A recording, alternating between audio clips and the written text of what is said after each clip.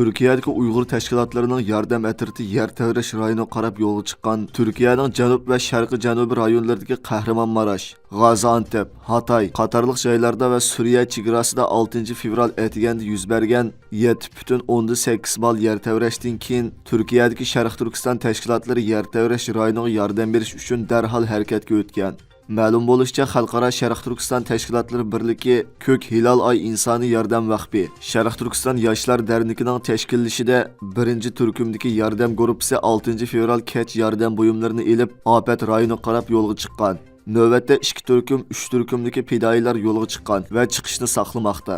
Konyadan yo'lga chiqqan bir fidoyilar guruhi safar jarayonida qatnash voqeasiga uchrab, guruh a'zolari yenik yaralanganlikdan safarni davom qila olmadi. Buningdan sırt Nuzgum Aile Kültür Derneki Fidayiler Namayiş Topi, Kök Ay İnsani Yardım Vakfi, Birlik Kurtuluş Çağrısıdır. Gulcu Meşrip Topu qatarlıq gruplarda afet rayonuna i'ana qilish chaqiriqi ostida moddiy yordamlar toplanmoqda.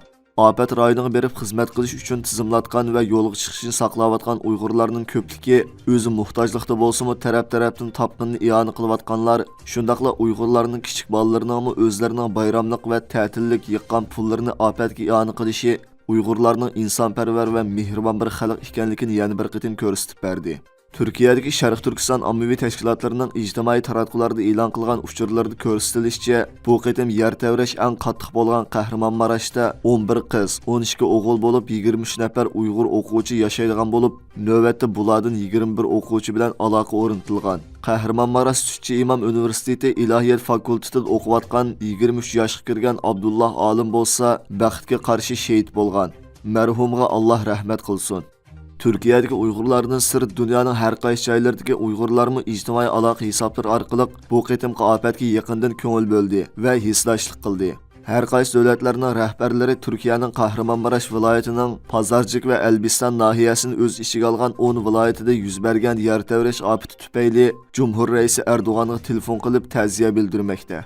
Türkiye Afet ve Ciddi İşleri Taqabul Turuş İdaresi afat qaza qilganlar sonining 3432ga, yaralanganlar sonining 21103ga yetganligini uqtirgan. Xarobilik ostida qolgan 8 mingdan ortiq odamning qutqizilganligini bildirgan. Navbatda 25693 xodim, 360 avtomobil, 3361 qurilish mashinasi izlash qutqizish xizmatlariga jiddiy kirishmoqda va davomli yordamchilar kelmoqda ekan. Türk Qızılay Cemiyeti tarafından afet rayonlarına avatilgan 10 ming kishilik çadır tiklanishga başlagan.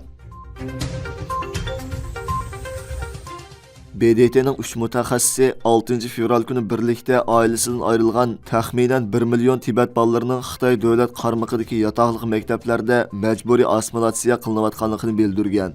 Fransiya agentligining 6 fevral kunidagi xabariga qaraganda BDT alayda dokladchisi bayonotida ogohlantirib, Xitoy hukumatining maktab sistemasi orqali Tibet xalqini madaniyat, diniy va til jihatdan assimilyatsiya qilish siyosiy yurgizishi, kishilarning bu xil maktablarning ko'payishiga bo'lgan andisini kuchaytganligini, Tibet bolalarining ona tilida so'zlash va Tibetdagi ota-onasi bilan erkin aloqa qila olmaydiganligini, bu ularning assimilyatsiya qilinishi va Tibet kimligining yo'qolishiga sabab bo'layotganligini bildirgan. Mutaxassislar Xitoyning Tibet maarifi, dini va til organlarini nishon qilgan bir qator bostirishlar orqali Tibet bolalarining yataqliq maktablarda tarbiyalanayotganligi to'g'risidagi uchurlarga asosan Tibet kimligini majburiy xitoylashtirishdan andish qilganligini o'ttirib qo'ygan. Tibetdan boshqa Xitoyning Sharq Turkistondami Uyg'ur bolalarini oilalaridan majburiy yo'lib ilib yoki ota-onasini tarbiyalash lagerlariga solab, homilasiz qoldirib, o'zlari tayyorlagan assimilyatsiya qilib xitoylashtirib tarbiyalagan. Shundaqla buni izchil davomlashtirib kelmoqda.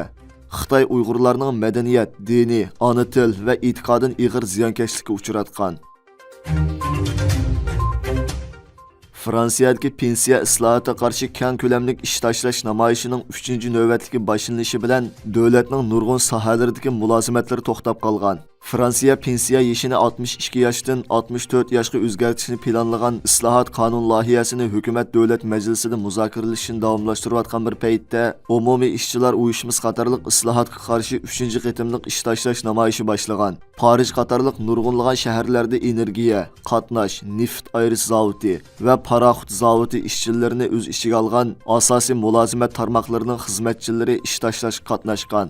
Memleket miqyosida ish tashlash doirasida kutilgan namoyishlar sababidan Fransiyaning asosiy energiya bilan ta'minlagisining tok ishlab chiqarish miqdori 25 ming megawatt azaygan. Poyezd, metro va ommaviy avtobusning qatnashishining ko'pinchisi amaldan qoldirilgan.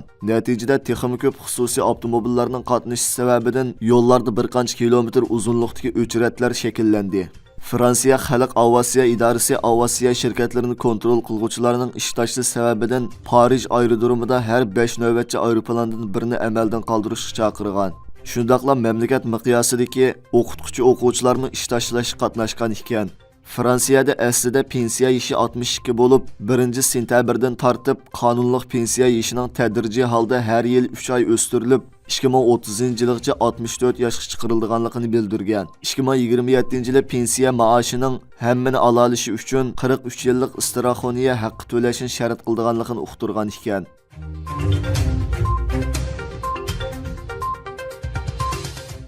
Iroqni ko'ralmaslikning oldini olish tizginlashni qanday qilish kerak? Tor darsi va qishliq ta'til mezgilida bolalar elektronlik mahsulotlarni uzoq vaqt ishlatgachga osonlik ko'z charchab, ko'rish quvvati tuvanlash kelib chiqadi. Ko'rish sezimining sog'lomligi bo'lgan tahdidi texmi gavdalik bo'ladi. Uningdan boshqa ko'zni ishiltish vaqti bek uzoq bo'lib ketish, o'qish yezish qiyofati to'g'ri bo'lmaslik qatorliq sabablar tufaylidan ko'zi texmi ojizlash ahvollarimi doim ko'rilib turadi. Bolalarda bu xil ahvollar ko'rilganda ota-onalar diqqat qilishi kerak. Yiroqni ko'ralmaslik alomatlari bo'lsa, bolalardagi bir narsa qaraganda ko'zini qisib olish, ko'zini ko'p chimchiqlatish, narsalarga bak yaqin qarash, doim ko'zini uvlash, beshini qing'ir qilib narsalarni ko'rish, qo'shomisini turish, ko'z quyruqini tortish qatorliqlarning hammasi bolalarning ko'rish quvvatining tuvanlab ketganligini bildirdi. Ota-onalarning ta'til vaqtidan foydalanib, bolalarini kasbiy ko'z kasalliklarini davolash apparatlariga olib, ko'zining ko'rish qobiliyatini bir qitim umumyuzlik tibbiy tekshirish tavsiya qilinadi.